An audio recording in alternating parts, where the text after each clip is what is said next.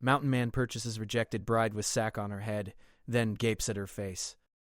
High above the village, where the air felt thinner and cleaner, Horace lived in a small wooden cabin that looked as if it had grown out of the mountain itself. The cabin stood between tall pine trees that whispered day and night. In winter, snow covered its roof like a white blanket. In summer, wildflowers bloomed around it, in quiet colors of purple, yellow, and blue. The place was beautiful, but it was not easy to live there. Only someone strong in both body and heart could survive such a life. Horace had chosen this life many years ago. No one in the village knew the full story of why he left. Some said he had once lived among them but grew tired of noise and gossip. Others believed he had lost someone important and could not bear to stay. But Horace never explained. He simply moved higher into the mountains and built his cabin with his own hands. From that day on, people began calling him the Mountain Man. He was tall and broad-shouldered, with rough hands shaped by hard work. His beard was thick, and his eyes were steady and observant. He did not speak much, but when he did, his words were calm and clear. Children in the village were a little afraid of him at first. Women watched him with curiosity. Men respected his strength but found him difficult to understand. Horace woke up before sunrise every day. The cold mountain air would enter his lungs as he stepped outside to begin his work. He chopped wood, carried water from a nearby stream, repaired fences, and checked the small vegetable patch behind his cabin. Life in the mountains required planning. If he did not prepare enough firewood before winter, he would suffer. If he did not store food properly, hunger would come quickly. Yet Horace never complained. He liked the silence. He liked hearing only the wind and the birds, instead of people arguing. He liked knowing that everything he had earned with his own effort. In the evenings, he would sit by the fire with a simple meal, bread, soup, sometimes dried meat, and listen to the wood crackle in the flames. The firelight would dance on the wooden walls, and for a few hours, the world felt peaceful. Still, even in peace, loneliness sometimes visited him. There were nights when storms shook the cabin and thunder rolled through the mountains like a warning. On such nights, the emptiness inside the cabin felt larger than usual. Horace would sit quietly and stare at the flames, thinking about how long it had been since he had shared a meal with someone.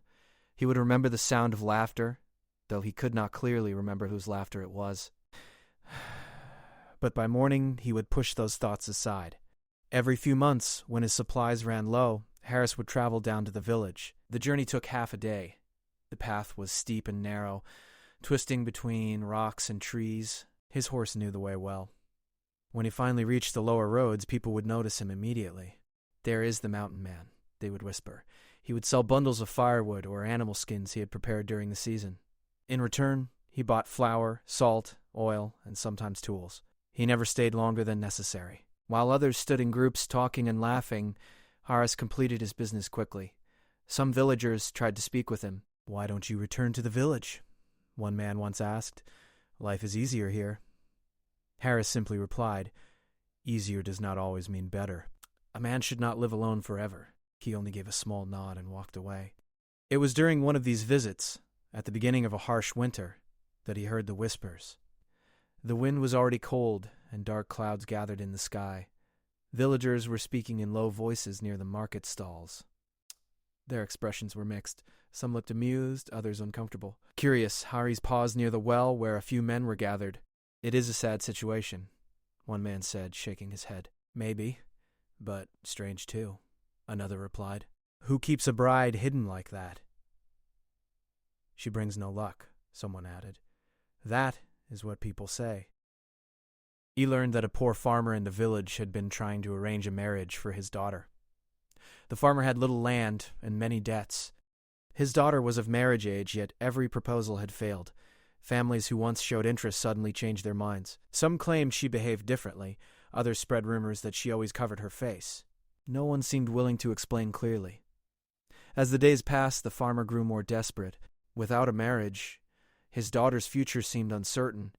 Without help, his debts would grow heavier. Finally, the farmer made a surprising decision. He announced that he would give his daughter in marriage without demanding anything grand in return. There would be no large celebration, no expensive gifts. He only wanted someone willing to take responsibility for her. Instead of sympathy, the announcement brought laughter. "A hidden bride?" someone mocked. "There must be something wrong," another whispered.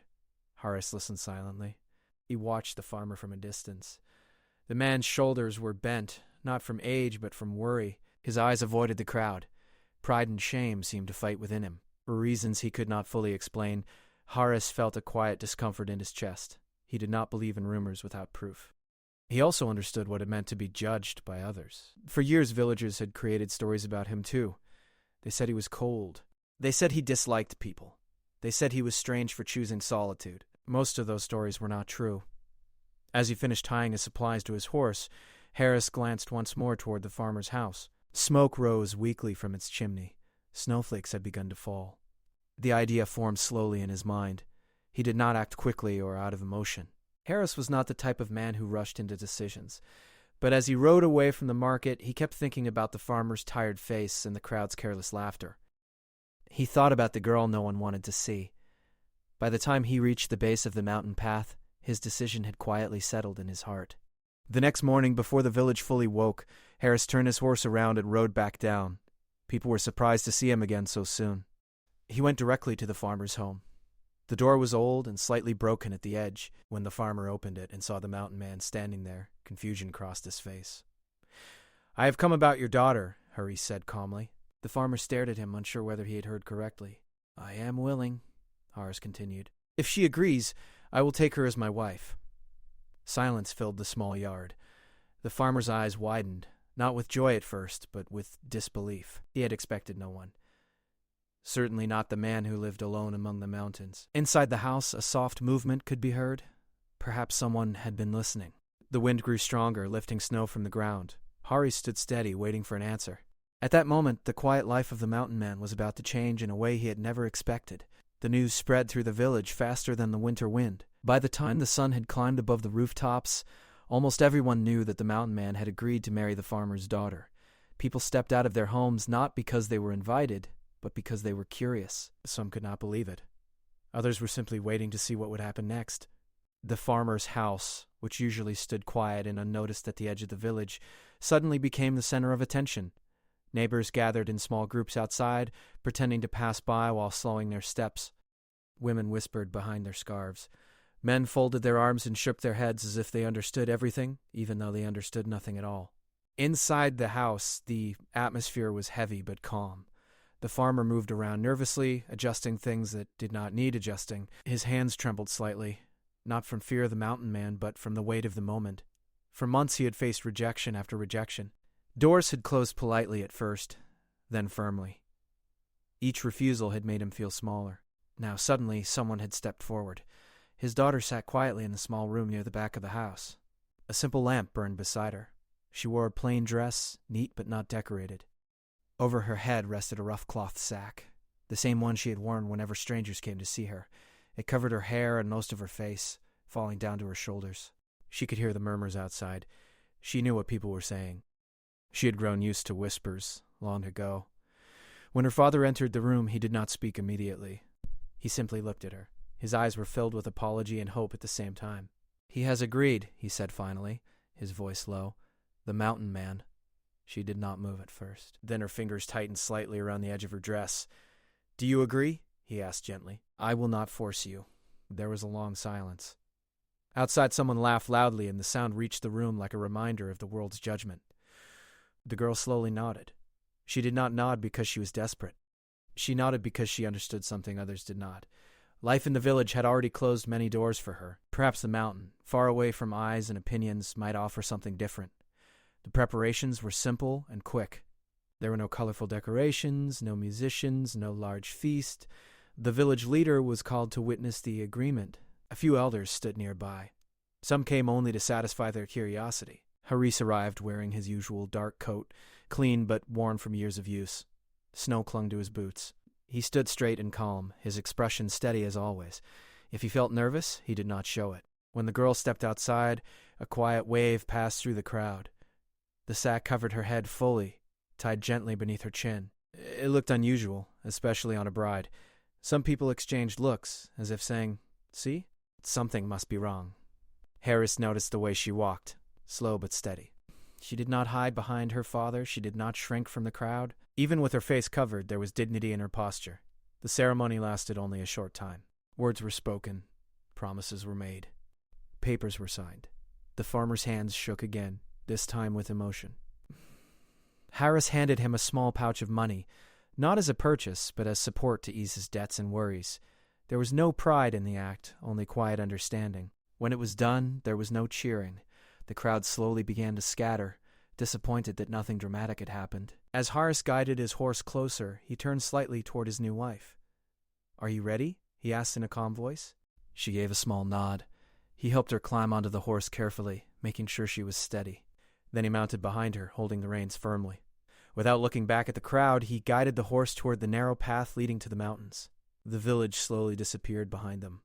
The journey upward was long and silent. Snow crunched beneath the horse's hooves. The wind grew colder as they climbed higher. Trees became taller and thicker, and the houses below looked smaller with every step. For a while, neither of them spoke. Harris was aware of her presence in front of him. He noticed how carefully she balanced herself, how her hands lightly held the saddle. She was not trembling as much as he had expected. In fact, she seemed calmer than many brides he had seen during past village weddings. "Are you cold?" he asked after some time. "A little," she replied softly. Her voice was gentle, clear, and steady. It surprised him. He adjusted his coat slightly around her shoulders to block the wind. It was a small gesture, but it carried quiet respect. As they continued climbing, the sky began to darken. Clouds gathered, and light snow started to fall again. The mountain path was narrow in some places, and Harris guided the horse carefully. He had walked this path hundreds of times alone. Now, for the first time, someone else depended on his experience. Halfway up the mountain, they paused near a large rock to let the horse rest. Hari stepped down first, then helped her down slowly. She stood beside him still with the sack covering her head. From that height, the view of the valley was wide and open. The village looked distant and small, almost peaceful from afar. "You will not have to return there unless you wish to," Harris said quietly. She turned her covered face slightly toward him as if surprised by his words. "I did not belong there," she answered after a moment. There was no bitterness in her tone, only honesty. Harris studied her silently. He had agreed to this marriage without asking many questions. Some might call him foolish, but he believed the truth revealed itself over time, not through gossip. They resumed their journey. The air grew sharper, but the cabin was not far now. Smoke from its chimney became visible through the trees as they approached. A warm glow flickered faintly in the window. Before leaving the village that morning, Horace had prepared the fire so it would still burn when they arrived. When they finally reached the cabin, the world around them was quiet. No whispers, no laughter. Only wind moving through pine branches. Harris stepped down and helped her dismount. For a brief second, she hesitated, staring at the small wooden house that would now be her home. "It is simple," he said, "but it is safe." Inside the cabin felt warm. The fire crackled softly, filling the room with light and comfort. A wooden table stood near the center. Shelves lined the walls, holding jars of dried herbs and preserved food. A thick blanket rested on a neatly made bed in the corner. She stepped inside slowly, taking in every detail. This place was different from the village houses. There was no noise, no neighbors listening through thin walls. Haris closed the door behind them, shutting out the cold wind. For the first time since the wedding began, there were no watching eyes. He placed some wood into the fire and turned toward her. She still stood near the door, the sack covering her head like a shield she was not yet ready to remove. "You can rest," he said gently. "You are home now." The words felt new in the air. Home. She moved closer to the fire and warmed her hands. The orange light reflected softly against the rough cloth covering her face. Horace prepared a simple meal, warm soup and fresh bread. He placed a bowl in front of her and sat across the table. They ate quietly. The only sound was the spoon touching the bowl and the soft crackle of burning wood. Though silence filled the room, it was not uncomfortable. It was a different kind of silence than the one in the village. The silence did not judge. It simply existed. Outside, snow continued to fall, covering the mountain path they had climbed together. Inside the cabin, two strangers sat across from each other, bound by a decision that would shape both their lives, and the sack still remained in place, hiding the face that had caused so many whispers below. The fire burned steadily in the small cabin, spreading warmth into every corner of the wooden room. Outside, the wind moved through the tall pine trees, making a soft whistling sound.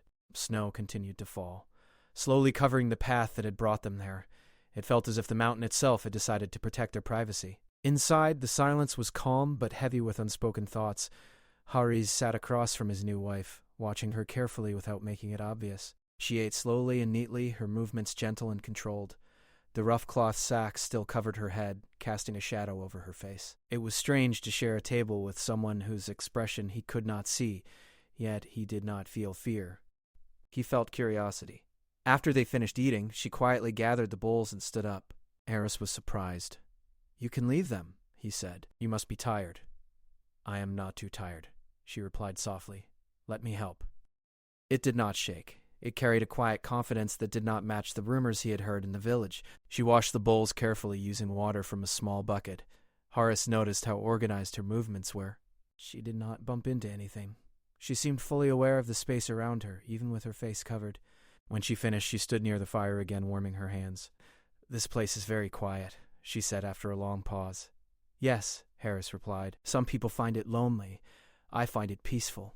I think I will like the quiet," she said. That answer stayed in Horace's mind. He stood and placed more wood into the fire. The flames rose slightly higher, lighting the room more brightly. Shadows danced across the walls. He realized that the moment he had been avoiding since morning could not be avoided much longer. He had married her without seeing her face. He did not regret his decision, but he understood that trust must begin somewhere. He turned toward her, keeping his voice calm and steady. "You do not need to cover your face here," he said. "There is no one else, only me." The wind outside grew stronger, pushing against the cabin walls. Inside, the fire cracked softly. "I am used to keeping it covered," she finally said. "Why?" he asked gently.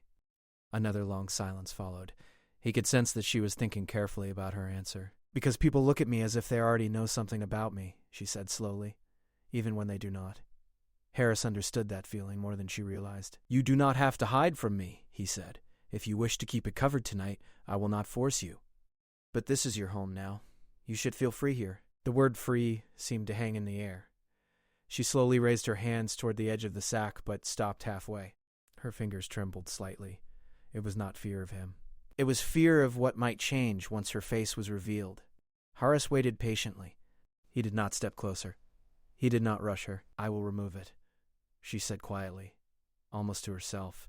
With slow, careful movements, she untied the knot beneath her chin. The cloth loosened. For a brief second it remained in place, as if holding on to years of protection. Then it slipped gently down into her hands. Harris's breath caught. Her face was not frightening. It was not strange. It was not anything like the village whispers had suggested. She had clear, thoughtful eyes that reflected the firelight like warm amber. Her features were soft yet strong. A small, faint scar rested near her cheek, thin and pale, barely noticeable unless someone searched for it. It did not take away from her appearance. If anything, it gave her face character, like a story written quietly across her skin. But what struck Harris most was not the scar. It was her expression. She looked at him with a mixture of caution and bravery. She was prepared for disappointment, prepared for surprise, prepared for the slight change in someone's eyes that she had seen too many times before. Horace did not step back. He did not frown. He simply looked at her, honestly. "That is why they whispered?" he asked calmly. She lowered her eyes slightly. "The scar was from when I was a child. I fell near the river. It healed, but people remember such things. Some say it brings bad luck. Some say it makes a girl less suitable." Her voice remained steady, but Harris could hear the tiredness behind it. "They also say I speak too openly," she continued. "I like reading. I ask questions. Some families do not like that." A small, almost shy smile appeared on her face, as if she knew how strange that sounded. Harris felt something shift inside him. All this time the village had created a mystery around her, yet the truth was simple. She had a small scar and a strong mind. "That is all?" he asked quietly. She blinked, confused. "Is that not enough?" "Not for me," he replied. The answer came naturally. There was no dramatic tone, no grand speech, just honesty. For the first time since arriving at the cabin, her shoulders relaxed fully. The tension that had lived in her posture seemed to melt like snow near a fire. "You are not disappointed?" she asked carefully. "I see no reason to be," he said. "A scar does not change who you are, and asking questions is not a fault." She studied his face, searching for doubt, but she found none. The wind outside began to calm. Snow fell more gently now, as if the storm had also grown tired. She folded the sack carefully and placed it on the table. It looked smaller now, less powerful. "What should I call you?" she asked suddenly. "Hari," he answered. "I am Amina." He repeated her name quietly, as if testing how it sounded in the cabin. Amina. They sat near the fire, no longer strangers in the same way they had been before. There was still much to learn about each other, but the largest wall had fallen. Amina looked around the cabin more openly now. You built this yourself? Yes. It is strong, she said. The beams are placed carefully. You planned it well. Her observation surprised him. You notice such things? He asked. My father taught me how to measure wood and count costs, she replied. When we had little money, we had to calculate everything. Harris felt a small spark of respect grow inside him. They began speaking more freely after that. Not quickly, not loudly, but steadily. She told him about the books she had borrowed from the village teacher when she was younger. He told her about winters so harsh that even the river froze solid. She listened carefully. He did the same. Hours passed without them noticing. At some point, Amina stood and walked toward the small window. She looked out at the snow-covered trees, her face fully visible in the firelight behind her. It feels different here, she said softly. Different how? As if no one is watching? Horace understood. Up here, he said. People mind their own business. The trees do not whisper about you. A faint laugh escaped her lips, light and genuine. The sound filled the cabin in a way nothing else had before. Later, when it was time to rest, Horace prepared a space for her near the warmest part of the room. He did not rush closeness. Trust, he believed, was built slowly. As the fire burned lower and the night deepened, Amina lay under the thick blanket, staring at the wooden ceiling. For the first time in many months, she had removed the covering from her face and felt no judgment. Horace sat quietly for a while longer, thinking. He had expected shock when he saw her face. Instead, he felt something else entirely. Relief. Not because she was beautiful, though she was in her own quiet way, but because the truth was simple. There was no dark secret, no frightening mystery, only a woman who had been misunderstood. And as the last flames flickered gently, both of them realized that the mountain had given them something the village never had. Morning arrived slowly over the mountain. The sky turned from dark blue to soft gray, and thin sunlight began to spread across the snow-covered trees. The world outside looked fresh and untouched, as if the storm from the night before had washed everything clean. Inside the cabin, the fire had burned low, but the room still held warmth. Amina woke first. For a moment she did not remember where she was. She stared at the wooden ceiling above her, listening to the deep silence around her. There were no neighbors moving outside, no distant voices, no doors opening and closing, only the faint sound of wind brushing gently against the walls. Then memory returned. She was no longer in her father's small house at the edge of the village. She was in the mountain cabin. She was married, and her face was uncovered. Slowly, she sat up and looked around. Harris was already awake. He stood near the small table, pouring water into a kettle to heat over the fire. His movements were quiet and careful, as if he did not want to disturb her rest. When he noticed she was awake, he gave a small nod. Good morning. Good morning? She replied softly. There was something different in her voice. It carried less weight than before. She reached for the cloth sack that lay folded on the table. For a brief second, her fingers touched it. Old habits do not disappear quickly. Covering her face had once felt like protection, but now in the gentle light of the cabin, it felt unnecessary. She pulled her hand back. Horace noticed but said nothing. He respected her silence. After breakfast, he stepped outside to clear the snow from around the cabin door. Amina watched from the window. The sunlight made the snow sparkle like tiny pieces of glass. The mountain air looked sharp and bright. She wrapped herself in a warm shawl and slowly stepped outside. The cold air touched her face directly. It was a strange feeling. In the village, she had often kept her face lowered or covered when stepping outside. Here there was no one to stare, no one to whisper. Harris paused when he saw her standing in the snow, her face open to the morning light. It is colder than it looks, he said gently. I like it. He studied her expression. There was curiosity in her eyes, not fear. The mountains stretched endlessly behind them. Tall pine trees stood proudly in every direction. Far below, the village could barely be seen through the thin layer of morning mist. This will be your view every day, Horace said. It feels like the world is far away, she replied. In some ways it is. Harry showed her where he stored firewood and how he checked the roof after heavy snowfall. Amina listened carefully, asking questions that surprised him. Why is that beam placed lower than the others? She asked at one point, pointing toward the side of the cabin. To protect against strong wind from the north, he explained. She nodded thoughtfully. That was clever. Her appreciation was simple but sincere. Haris was not used to someone noticing such details. Later, while he repaired a fence near the small vegetable patch, Amina walked around the cabin studying the land. She noticed the soil near the side of the house looked slightly softer than the rest. "Could herbs grow here?" she called out. "No," Harris looked up.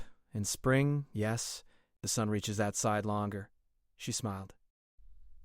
"Then we should plant something when winter ends." The word resettled warmly in his mind. As the day continued, they spoke more easily. The silence between them no longer felt uncertain, it felt natural. By afternoon, clouds gathered again, but this time they were light and harmless. Amina went inside to prepare a simple meal while Harris carried in more wood. When he entered the cabin, he found the table arranged neatly. The bowls were placed carefully. Even the small jar of salt had been positioned at the center. "You are organized," he said. She laughed softly. "When people talk about you, they say you are serious and silent." "And what do they say about you?" he asked. "That I am difficult." He shook his head. "You are not difficult. You have known me only one day. That is enough to see you are not what they described." She lowered her gaze for a moment, thinking about his words. "People often decide quickly," she said. "Once they form an opinion, they do not change it easily." Horace understood that better than most. "They said I left the village because I dislike people," he admitted. "But I left because I dislike noise without meaning." Amina looked up. "That makes sense." There was comfort in being understood without long explanations. As evening approached, they sat by the fire again. The sky outside turned orange and pink before fading into deep blue. The cabin felt smaller now, but not in a bad way. It felt shared. Amina reached up and gently touched the faint scar near her cheek. "Does it truly not bother you?" she asked quietly. Horace looked at her directly. "It tells a story. Everyone carries one."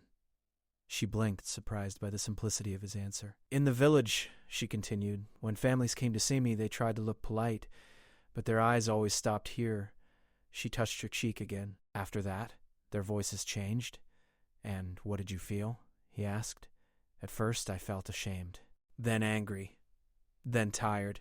She paused, so I covered my face. It was easier to hide than to watch people pretend. Harris nodded slowly. "Up here, there is no pretending. The wooden walls, the simple shelves, the steady fire, it was honest, like the man sitting across from her." "I was afraid you would regret your decision," she admitted. "I do not make decisions lightly," he replied. "And I do not regret this one." Those words settled deeply within her. Later that night, as the fire burned brighter, Amina did something small but powerful. She took the folded sack from the table, walked to the shelf near the door, and placed it inside a wooden box. She did not throw it away. She simply set it aside. Harris watched quietly. "I may not need it here," she said. "You will not," he answered. The days that followed began to shape a new rhythm. Amina woke early with Harris. She helped with tasks, learned the patterns of mountain weather, and explored the area around the cabin. She discovered a small frozen stream behind a group of trees and stood there for a long time, listening to the faint sound of water moving beneath the ice. In return, Harris learned things about her that no rumor had ever mentioned. She could calculate numbers quickly in her head. She remembered details from books she had read years ago. She noticed when supplies were running low before he did. One evening, she pointed at the storage shelf. "If we arrange the jars differently, we will have more space." He raised an eyebrow. "You think so?" "Yes." All changes began appearing inside the cabin. A folded cloth placed neatly over the table, a few dried flowers hanging near the window. The space felt warmer, not because of the fire, but because of her presence. And slowly, Horace began to see something else. The girl who had once stood silently under a rough sack in the village square was no longer hiding. Her laughter came more easily now. Her eyes held curiosity instead of caution. One evening, as snow began to melt and the first signs of early spring appeared, Harris found himself staring at her without realizing it. She noticed. Why are you looking at me like that?" she asked with a faint smile. He paused before answering. "In the village," he said slowly. "They made it sound as if I would be shocked when I saw your face." "And were you?" she asked gently. "Yes," he replied. Her smile faded slightly. "Because of the scar?" "No," he said, his voice calm but firm. "Because I realized how wrong they were." She held his gaze. "They rejected you without knowing you," he continued. "That is what shocked me." Amina felt warmth rise to her cheeks, not from embarrassment, but from something softer. For years, she had been defined by whispers. Now she was being seen clearly. Outside, the mountain remained tall and silent. But inside the cabin, something had changed. The man who once lived alone above the clouds no longer returned to an empty room, and the woman who had once hidden her face from the world no longer felt the need to hide at all. Spring arrived slowly on the mountain, but when it came, it changed everything. The heavy snow began to melt, forming small streams that ran between the rocks. The trees that once stood frozen and still now moved gently in the warmer wind. The air no longer felt sharp and biting.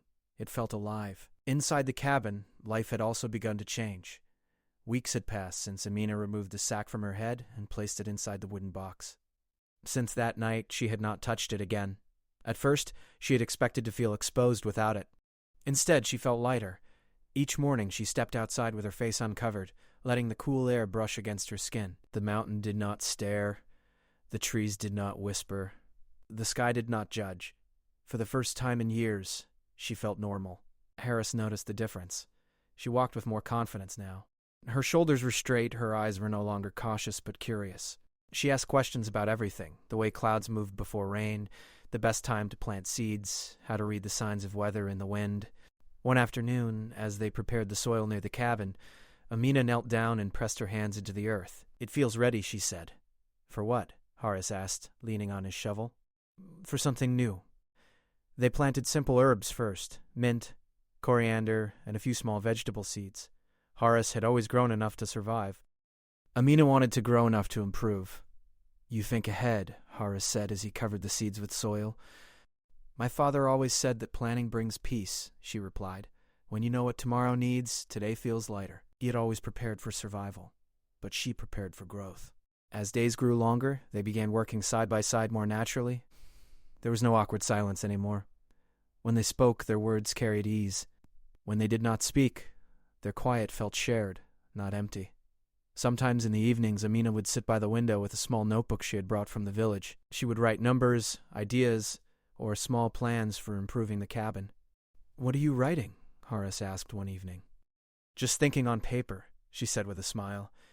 "If we store more firewood before winter, we can use less during storms. And if we trade extra herbs in the village, we can buy stronger tools. You are turning my cabin into something better?" "Our cabin," she corrected gently. The words stayed in the air between them. As the snow completely melted, the path down to the village became clear again. Horace would soon need to travel down to trade supplies. This time, the idea felt different. "I will go to the village tomorrow," he said one morning. Amina paused while folding a blanket. "I will come with you." The words were simple, but they carried meaning. Harris looked at her face. There was no fear in her eyes. "You are sure?" he asked.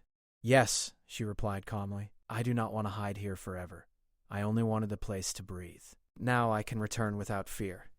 The next morning they prepared the horse together. The sky was bright blue, and the air carried the fresh scent of spring.